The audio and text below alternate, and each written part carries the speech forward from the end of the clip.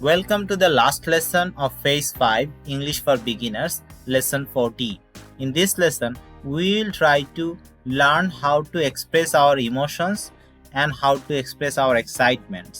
অর্থাৎ কিভাবে আমরা আমাদের আবেগকে ইংলিশে বিভিন্ন শব্দের মাধ্যমে প্রকাশ করি সেটি আমরা এই লেসনে শেখার চেষ্টা করব। So let's start. Expressing feelings. আমরা বাম দিকে যে পিকচার দেখতে পাচ্ছি এখানে 6টি ফিজিক্যাল এক্সপ্রেশন আমরা দেখতে পাচ্ছি। এগুলোর সাথে উপরের যে 6টি ওয়ার্ড আছে সেগুলো কিছুটা মেলানোর চেষ্টা করি।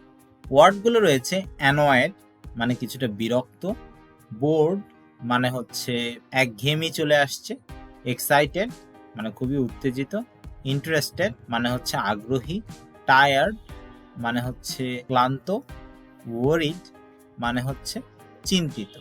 এবারে পিকচারগুলোর সাথে যদি আমরা একটু মেলানোর চেষ্টা করি তাহলে আপনারা দেখেন পিকচার নাম্বার এফ, এই পিকচারটা অ্যানয়েড বা বিরক্ত অর্থে যেতে পারে। ফিজিক্যাল এক্সপ্রেশন থেকে আমরা দেখতে পারি বা অ্যাপিয়ারেন্স থেকে আমরা বুঝতে পারি যেটা অ্যানয়েড।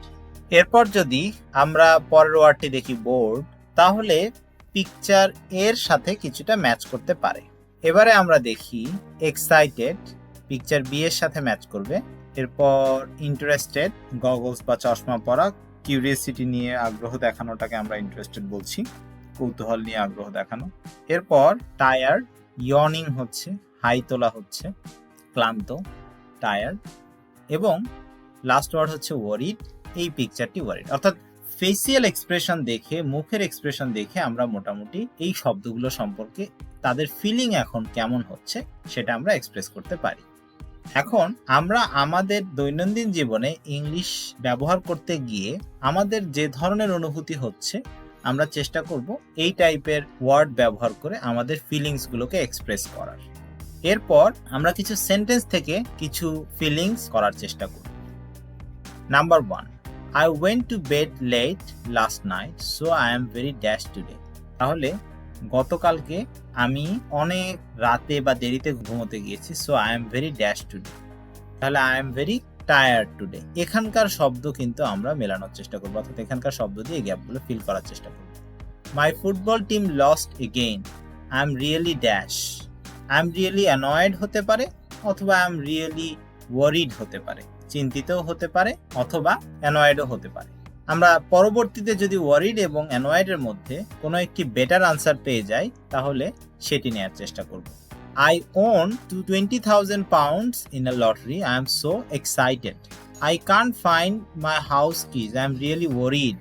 তাহলে চাবি হারিয়ে ফেলার কারণে খুব বেশি চিন্তিত হয়ে যেতে পারি, সুতরাং I am really worried। অর্থাৎ আগের গ্যাপে my football team lost again, I am really, এখানে আপনি চাইলে হয়তো অ্যানয়েড দিয়ে দিতে পারেন। I have nothing to do and nowhere to go. আমার কিছু করার নেই, এখন কোথাও যাওয়ারও নেই। I am so bored. The professor gave a great lecture. I was really interested. তাহলে এখান থেকে আমরা সেন্টেন্সগুলোর আনসার মেলানোর চেষ্টা করি। এভাবে করে এই এক্সপ্রেসিং ওয়ার্ড বা ফিলিং এক্সপ্রেসিং ওয়ার্ড দিয়ে আমরা আমাদের এক্সপ্রেশনগুলো কভার করার চেষ্টা করব। এভাবে করে ফেসিয়াল এক্সপ্রেশন দিয়ে আমরা আমাদের যেমন ভাব প্রকাশ করতে পারি সেগুলোকে ভার্বালি অর্থাৎ শব্দ ব্যবহার করে কিভাবে এক্সপ্রেস করা যেতে পারে সেটি আমরা প্র্যাকটিস করার চেষ্টা করব। পরবর্তীতে আরো কিছু এক্সারসাইজ আমরা দেখি। একই ধরনের ওয়ার্ড বিভিন্ন চেহারায় ব্যবহার হতে পারে। সেন্টেন্স থেকে আমরা একটু বোঝার চেষ্টা করি। Life in new York is very excited নাকি এক্সাইটিং? সেন্টেন্স অনুযায়ী আনসার হবে life in new York is very exciting. It's my birthday tomorrow. I am really excited. অর্থাৎ বস্তুগত ক্ষেত্রে আমরা এক্সাইটিং ব্যবহার করে দিচ্ছি এবং ব্যক্তিগত ক্ষেত্রে আমাদের নিজেদের ক্ষেত্রে আমরা ইডি ফর্মে ব্যবহার করছি। The marathon runners were very tired. The game of tennis was very tiring.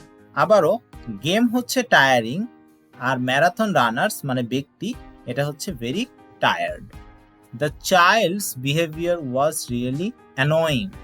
এখানে কিন্তু মনে রাখতে হবে চাইল্ড অ্যানোয়িং বলে নাই, তাদের বিহেভিয়ারের কথা বলছে, অর্থাৎ বস্তুগত ধরাছোঁয়া যায় না এরকম কিছু একটা ব্যক্তি অবশ্যই না। চাইল্ডস অ্যানোয়িং সেটা বলে নাই, চাইল্ডসদের বিহেভিয়ার তাদের আচরণটা অ্যানোয়িং সেটা বলছে। The child's behaviour was really annoying, অর্থাৎ ওই বাচ্চাটার আচরণটা একটু বিরক্তিকর ছিল, বাচ্চাটা বিরক্তিকর না। আবার যদি দেখি দ্য টিচার ওয়াজ অ্যানয়েড, অর্থাৎ ব্যক্তিগতভাবে যখন সাবজেক্ট হয়ে যায় ব্যক্তি, তখন আমরা ইডি ফর্মের অ্যাডজেক্টিভটা ব্যবহার করি। আবার যখন বস্তুবাচক কোনো কিছু হয়ে যায় সাবজেক্ট, তখন আমরা আইএনজি ফর্মের অ্যাডজেক্টিভ ফর্মটা ব্যবহার করি।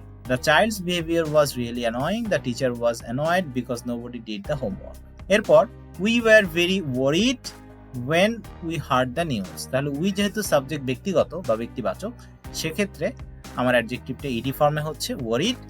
The news is very worrying, news যেহেতু বস্তুবাচক সে কারণে আমরা আইএনজি ফর্মের অ্যাডজেক্টিভ ব্যবহার করছি। এখানে আনসারগুলো দিয়ে দেওয়া হলো, আপনারা আপনাদের প্র্যাকটিসের জন্য বারবার এগুলো রিভিউ এবং রি এক্সারসাইজ করতে পারেন। এবারে আমরা ওই ওয়ার্ডগুলো ব্যবহার করে গ্যাপগুলো ফিল আপ করার চেষ্টা করি। Did you enjoy the film? No, I didn't. It was boring. আচ্ছা, তারপর Oh, I loved it. It was really interesting and very funny. অর্থাৎ আগের ওয়ার্ড যেগুলো, or it was really exciting and very funny, সেটাও বলতে পারেন। I didn't laugh once. তাহলে এক একজনের এক এক রকমের মত। How was your exam? Awful. I'm very worried. But you worked really hard.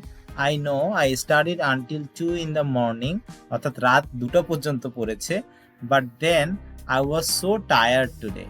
Don't worry, I am sure you will be okay. তারপরে যদি আমরা দেখি, this was a great match, really exciting, only because your team won. I was excited, but it wasn't dash at all. It wasn't interesting at all. বলতে পারেন আপনারা। It wasn't boring at all. এটা boring ছিল না।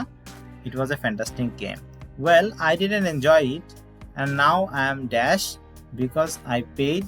Now I am annoyed because I paid 45 pounds for my ticket. আমি ম্যাচটা enjoy করি নাই, তাই আমি কিছুটা বিরক্ত। When's Nina's birthday? You mean when was her birthday? It was last Friday, March 24th. Oh no, was she dash that I forgot?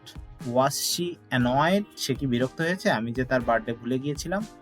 No, she was just that you didn't like her anymore. She was just worried you didn't like her anymore. এবার আমরা এই আনসারগুলো যদি মেলানোর চেষ্টা করি, so এভাবে করে আমরা এভরিডে ল্যাঙ্গুয়েজের ভেতরে আমাদের ফিলিংগুলো বিভিন্ন রকমের অ্যাডজেক্টিভের মাধ্যমে প্রকাশ করতে পারি। তবে মনে রাখতে হবে, যখন আমরা ব্যক্তিবাচকের ক্ষেত্রে আমরা ইডি যুক্ত অ্যাডজেক্টিভগুলোকে ব্যবহার করব ফিলিং বা ভাব প্রকাশক, বস্তুবাচক সাবজেক্টের ক্ষেত্রে আমরা আইএনজি যুক্ত অ্যাডজেক্টিভগুলো ব্যবহার করব। সো এভাবে আমরা আমাদের ফিলিং এক্সপ্রেশনের প্র্যাকটিস করতে পারি ইংলিশ ল্যাঙ্গুয়েজে। যেমনটা ফেসিয়াল এক্সপ্রেশনে সম্ভব, আপনারা যেমন পিকচারে দেখছেন, ঠিক একইভাবে সেন্টেন্সেও আমরা সেটা করতে পারি। So that was lesson 40, expressing feelings, the last lesson of phase 5 English for beginners. এই চ্যাপ্টারে আমরা শিখলাম পাস্ট সিম্পল টেন্সের ব্যবহার, এদেরকে নেগেটিভ ফর্ম কিভাবে করতে হয়, এদেরকে কোয়েশ্চেন কিভাবে করতে হয়। এছাড়া টাইম এক্সপ্রেশন দিতে গেলে, অর্থাৎ ডেট বা টাইম এক্সপ্রেস করতে গেলে কিভাবে আমরা বলবো সেগুলো শিখলাম। আপনারা আপনাদের দৈনন্দিন জীবনে পাস্ট সিম্পল টেন্সের ব্যবহার যথাসম্ভব বেশি বেশি চেষ্টা করবেন প্র্যাকটিস করার। এছাড়াও টাইম এক্সপ্রেশন যেগুলো আমরা শিখলাম সেগুলো নিজেদের টাইম বলার ক্ষেত্রে প্র্যাকটিস করার চেষ্টা করবেন, যেটা কিনা আপনার ন্যাচারাল ফ্লো অফ ইংলিশকে আরেকটু ইমপ্রুভ করবে। Thank you so much, see you in the next chapter.